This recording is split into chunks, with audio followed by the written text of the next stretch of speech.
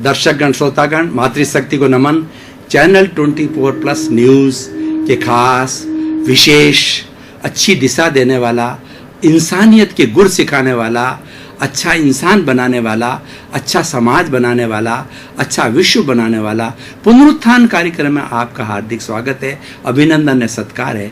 पुनरुत्थान कार्यक्रम में हम प्रतिदिन नए नए विषय आपको परोसते हैं और विषय भी वैसे जिससे हमारा जीवन का निर्माण होता है। हर वर्ग के बच्चा, बूढ़ा, युवक, युवती, महिला, हर व्यक्ति के जीवन का निर्माण होने वाले टिप्स इस पुनरुत्थान कार्यक्रम के अंदर दिए जाते हैं। तो आज का हमारा एक बहुत दार्शनिक विषय है, बहुत गूढ़ विषय है, बहुत गहन विषय है। कई बार विषय बहुत सरल रखे जाते हैं और कई बार गहन और गूढ़ विषय रखे जाते हैं, क्योंकि समाज में सभी तरह के लोग होते हैं। कुछ गूढ़ सुनना चाहते हैं, कुछ सरल सुनना चाहते हैं। तो आज का हमारा दार्शनिक विषय है वस्तु की अनेक धर्मात्मकता। भाई और बहनों, दर्शकगण, श्रोतागण, हमारे भारतीय आगमों में कहा गया है कि वस्तु मात्र अनेक धर्मात्मक है।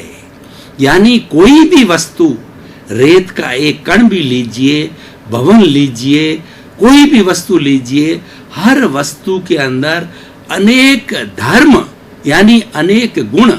वस्तु सहाओ धर्म, वस्तु के स्वभाव को धर्म कहते हैं। तो वस्तु के अंदर बहुत से धर्म, बहुत से गुण एक साथ रहते हैं। गुण भी होते हैं और अवगुण भी होते हैं। विरोधी बहुत सी चीजें एक वस्तु के अंदर एक साथ रहती है, जब भी उस वस्तु की जो है अस्तित्व है।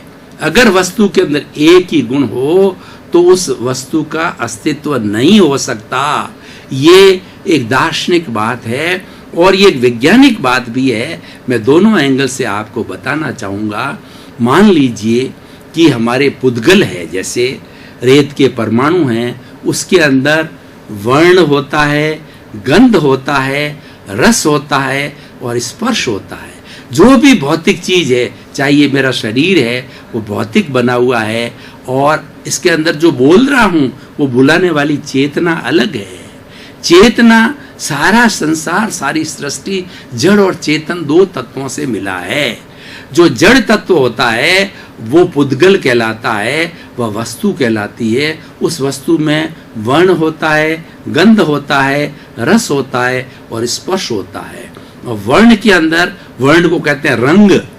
रंग 5 तरह के होते हैं: काला, पीला, नीला, सफेद और बैंगनी।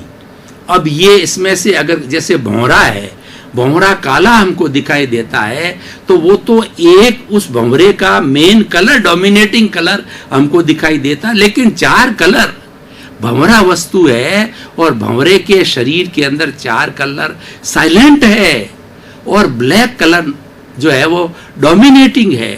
हर वस्तु के अंदर 5 जो मुख्य कलर है, इसके कॉम्बिनेशंस बहुत हो सकते हैं। आजकल हमारे इस कॉम्बिनेशन को, परम्यूटेशन कॉम्बिनेशन का युग है, विज्ञान का युग है। कई कलरों को मिला कल, लेकिन बेसिक जो कलर से ये 5 है, तो इसमें से 4 साइलेंट रहते हैं: गंध, सुगंध और दुर्गंध। एक ही वस्तु के अंदर सुगंध भी है और दुर्गंध भी है।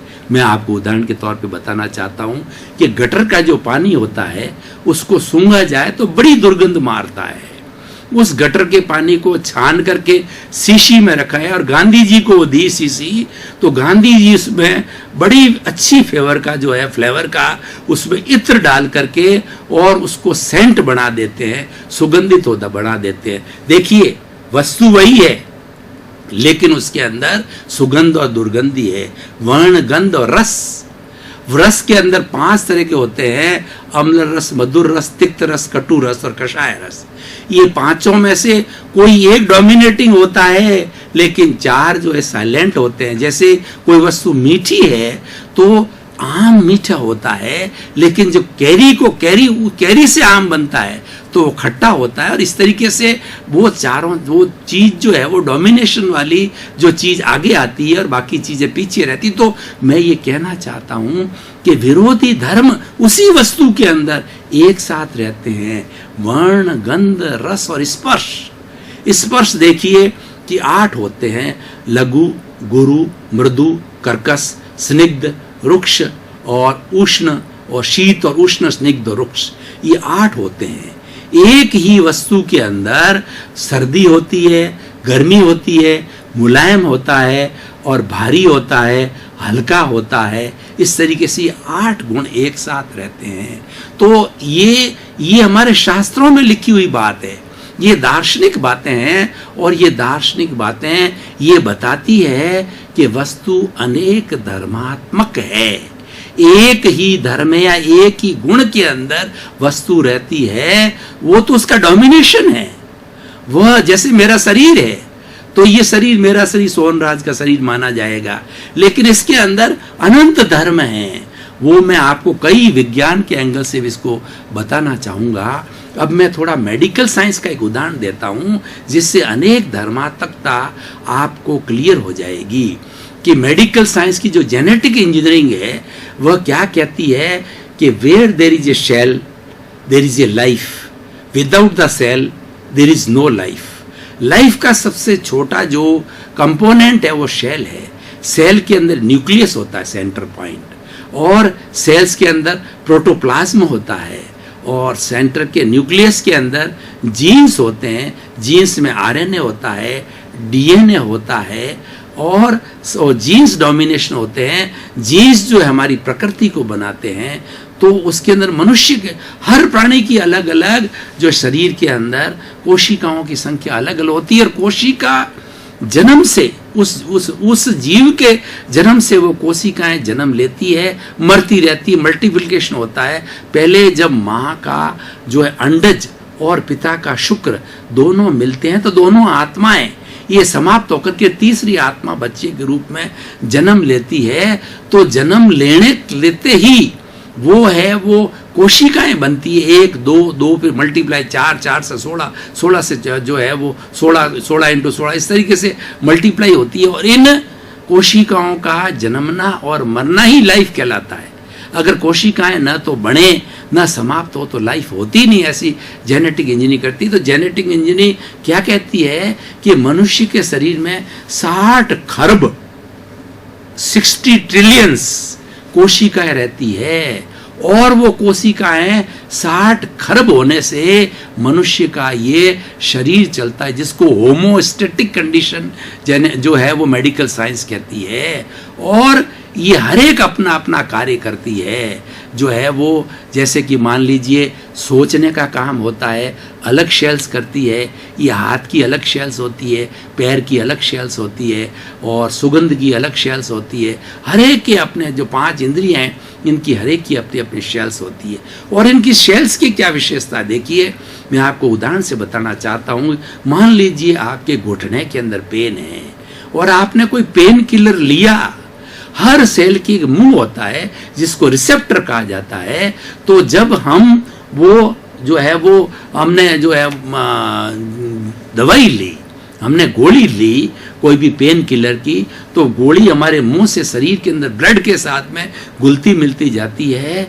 तो 60 खरब कोशिकाओं में से कोई भी रिसेप्टर नहीं खोलेगा कोशिका, लेकिन जिस काम के लिए जहां दर्द है और जिस काम के लिए गोली दी है, जो गोली जो कार्य करने वाली है, उस घुटने के इर्द गिर्द जो है जितनी भी शेल्स हैं वो सब खड़ी रहेगी, अपना मुंह खोल करके, रिसेप्टर खोल करके, और जहां पे दर्द है वहां पे उसको ग्रहण करके और उस सारी गोली को फैला देगी। और थोड़े समय में, क्योंकि वो पेन किलर है, थोड़े समय में उसको पेन को ठीक कर देगी। ये होमोस्टेटिक कंडीशन है। यहाँ से क्या निष्कर्ष निकलता है भाई और बहनों, दर्शकगण, श्रोतागण, कि हमारे शरीर में 60 खरब कोशिकाएं एक साथ रह करके इस शरीर को स्वस्थ रखती है। तो क्या इस सृष्टि के अंदर जो है 7 अरब की जनसंख्या, 60 खरब की तुलना में 7 अरब की जनसंख्या मामूली है, तो क्या वो एक साथ नहीं रह सकते? क्या शांतिपूर्ण सह स्थिति से नहीं रख सकते? तो हमें यहाँ से जो ये गुण लेना चाहिए कि हमारे खुद के हर एक के शरीर में है, तो उस गुण को प्राप्त करके हमें शांतिपूर्ण स्थिति के साथ में, शिष्टाचार के साथ में, नैतिकता के साथ, मानवीय गुण के साथ में, इंसानियत के साथ में जो है हमें रहना चाहिए। आतंकवाद नहीं होना चाहिए, शोषण नहीं होना चाहिए, और ज़्यादा ग्रीड नहीं होनी चाहिए, आपाधापी नहीं होनी चाहिए, देश से देश का तिरस्कार नहीं होना चाहिए, देश से देश की सीमाओं का अपहरण नहीं होना चाहिए, साम्राज्य बढ़ाने की भावना नहीं होनी चाहिए। क्यों कि जो जिस देश की जो जनता है उसको रहने के लिए हर एक के पास अपने अपनी अच्छी जगह है, तो हम दूसरों के साम्राज्य को, दूसरों की जमीन को हड़पना क्यों चाहें? आज का युग पहले का युग नहीं है राजा महाराजा का। पहले तो राजा महाराजा जमीन के लिए लड़ा करते थे कि फला गांव हमारे पास में आ जावे, फला कस्बा आ जावे, और उसमें अपनी तरक्की मानते हैं। लेकिन आज विज्ञान के युग ने ऐसे जो जखीरा खड़ा कर दिया है, हर देश के पास में ऐसे बड़े बड़े अणु बम, एटम बम है कि 7 अरब की जनसंख्या को समाप्त करने के लिए 7 मिनट भी नहीं लगते हैं। ऐसा जखीरा खड़ा हो चुका है, हर देश के पास में है। और अगर तीसरा महायुद्ध ईश्वर करे ना हुआ तो हम सबको समाप्त होने में केवल 7 मिनट लगेंगे। जब हम समाप्त हो जाएंगे, हमारे धन और जन की हानि हो जाएगी, तो उसकी कौन देखभाल करेगा? देखभाल तो इंसान करता है। जब इंसान ही नहीं रहेगा तो फिर ये सृष्टि का कौन मालिक होगा, कौन देख रेख करेगा, और सृष्टि को कौन संतुलन देगा, सृष्टि को कौन चलाएगा? तो भाइयों और बहनों, दर्शकगण, श्रोतागण, मैं जो बात कर रहा था अनेक धर्मात्मक वस्तु के अंदर है, तो और हमारे भीतर भी ऐसे गुण हैं। देखिए, मैं मनुष्य के बात करता हूं। मनुष्य में 3 तरह की चेतना होती है। पहला एक पार्श्विक चेतना, मानसिक चेतना की बात करूं तो 3 स्तर होते हैं। मनुष्य एक एनिमल है, मनुष्य जो है वो एनिमल क्रिएचर है, तो पार्श्विक जो है चेतना उसमें रहती है, तब वो भोग विलास करता है, पशुवत बन जाता है। और जो भेड़िए जो रेप करते हैं, वो देखिए, वो उस वक्त जो है वो उस पशुवत की जो उसकी चेतना है उसके अंदर रहते हैं। कोई बेचारी विकलांग 5-7 साल की है, 12-12, 24-24 लोग मिलकर के रेप करते हैं। कितना घृणित कार्य है। तो ऐसे कुकृत्य करते हैं। तो पार्श्विक चेतना है, ये मनुष्य में है। मनुष्य में 3 तरह की चेतना है। और दूसरी चेतना होती है मानवीय चेतना। मानवीय चेतना वाला व्यक्ति जो है वो शिष्टाचार करेगा, सबके साथ अच्छा सलूक करेगा, और वो शांति से अपना जीवन यापन करेगा, और जियो और जीने दो की पॉलिसी से चलेगा कि सभी जिए, सबके साथ प्रेम से रहेगा, अपने परिवार के साथ प्रेम से रहेगा, और लोगों के साथ प्रेम से रहेगा, परोपकार करेगा, और अच्छी बात करेगा, अच्छे कार्य करेगा। और तीसरी चेत होता दैविक, सेलेशियल। जो दैविक चेतना होती है वो प्योरली जो है वो परमार्थ की चेतना है। वो परमार्थी करते हैं पूरा दिन, जिसमें साधु लोग आते हैं, कंचन कामिनी से दूर जो साधु होते हैं, ग्रह त्यागी होते हैं, वो 24 घंटा तिन्नानम तार्याणम होते हैं, स्वयं तरते हैं, स्वयं ईश्वर की भक्ति करते हैं, ईश्वर का अनुशीलन करते हैं, ईश्वर को याद करते हैं, लोगों के जगत कल्याण की बात करते हैं, और ये सोचते हैं कि समस्त विश्व के लोगों को सुख मिले, शांति मिले, और सबको मोक्ष मिले, ऐसा सोचते हैं। और अच्छी राय भी देते हैं, अच्छी सलाह भी देते हैं कि वास्तव में मनुष्य जीवन का सार कैसे निकाला जाए। उसके बाद में परमार्थ की चेतना के बारे के अंदर वो बताते हैं। तो इस तरीके से 3 चेतना भी होती है, स्वार्थ की चेतना, परार्थ की चेतना, और तीसरी होती है परमार्थ की चेतना। स्वार्थ की चेतना जिस व्यक्ति में होती है वह अपने शरीर तक, 5 इंद्रियों के सुख तक, या अपने परिवार तक सीमित रहता है। जो धन कमाता है वो सारा अपने परिवार, शरीर के सुख के लिए लगाता है, eat drink and B Mary करता है, और उसकी मानसिकता यहाँ तक की रहती है, मैंने पिया, मेरे बैल ने पिया, हुआ ढहे तो ढहे, वो इसी मानसिकता के साथ रहता है। लेकिन परार्थ की चेतना वाला होता है, वो क्या है, परस्पर ग्रहो जीवानाम, कि परस्पर जो है सबके साथ सहयोग किया जाए, सहयोग लिया जाए, सहयोग दिया जाए, लिव एंड लेट अदर्स लिया जाए, मैं भी सुख से जीऊँ, मेरा पड़ोसी भी सुख से जिए, समाज के सभी लोग सुख से जिए, किसी को कष्ट नहीं हो, किसी को जो है वो सहयोग भी करता है। तीसरा होता है जो है स्वार्थ, परार्थ और परमार्थ। परमार्थ की चेतना वाले वो खुद का कल्याण करते हैं और सारा जीवन दूसरों की कल्याण की भावना में लगाते हैं। तो अनेक धर्मात्मकता की बात चल रही है कि विरोधी होना जरूरी है। अब मैं इस बात को पॉलिटिक्स से जोड़ता हूं कि हमारे लोकतंत्र के अंदर जो सरकार शासन करती है तो विपक्ष में जो बैठता, विपक्ष का होना जरूरी है।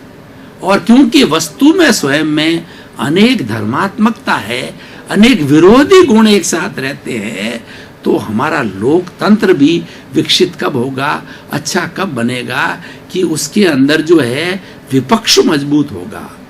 अच्छे लोकतंत्र के अंदर 55-45 का रेशियो होना चाहिए, 58 जो है और उसके बाद के अंदर 42 का होना चाहिए। बहुत बड़ा डिफरेंस नहीं होना चाहिए।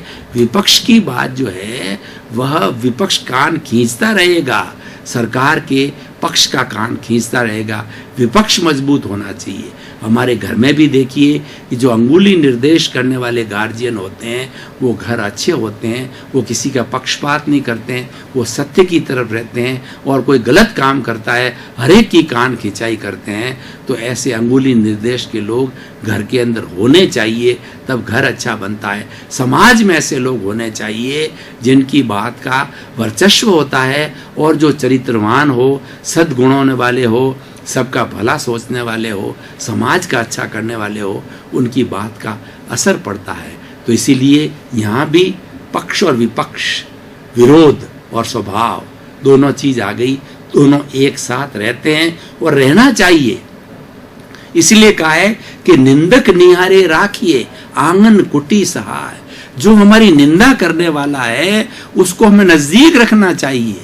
जो चापलूसी करता है उससे हमें हमारी सही पोजीशन मालूम नहीं होती कि हमारा कार्य कैसा है, लोग हमारे बारे में क्या सोचते हैं, तो वो तो मात्र हमारी चापलूसी करता रहता है। लेकिन निंदक करने वाला जो है वो हमारा कर्तव्य है, हमें उसे कर्तव्य नहीं मानना चाहिए। वो हमारी आंख खोलता है और हमें बताता, हमारे अवगुणों को बताता है। जो हमारे अवगुण के बारे में कहता है वो हमारा गुणी है, उसको हमें गुणी समझना चाहिए। वो हमारा हितैषी है और हितैषी व्यक्ति होगा वही अवगुण बताएगा, चापलूस होगा वो 24 घंटे गुण बताता रहेगा। तो निंदक निहारे राखी और आंगन कुटी सवाए, तो उसको हमें पास रखना, यानी विरोधी। सारी बात जो है वस्तु अनेक धर्मात्मक है, तो पक्ष और विपक्ष की बात चल रही है। पक्ष और विपक्ष एक साथ चलते हैं और एक साथ रहते हैं और हमें अभ्यस्त होना चाहिए दोनों को एक साथ रहने के लिए। इसीलिए इसका जब वस्तु अनेक धर्मात्मक है तो इसका निष्कर्ष क्या निकलता है? इसका निष्कर्ष ये निकलता है कि हमारे जीवन के अंदर अनुकूल, प्रतिकूल, लाभ, हानि, अच्छाई, बुराई, सुख, दुख, कोई भी परिस्थिति आवे और वो आएगी। ऐसा कोई व्यक्ति नहीं होता कि उसको हमेशा सुख मिलता है सिवाय मोक्ष के। मोक्ष के अंदर आत्मा अमूर्त हो जाती है, शरीर नहीं होता है, वो अनंत ब्लिस वाली होती है। उस स्थिति को छोड़ दीजिए, वो हमारा साध्य है, वहां तक हमें पहुंचना है। लेकिन हर व्यक्ति अभी तक वहां पहुंचा नहीं है।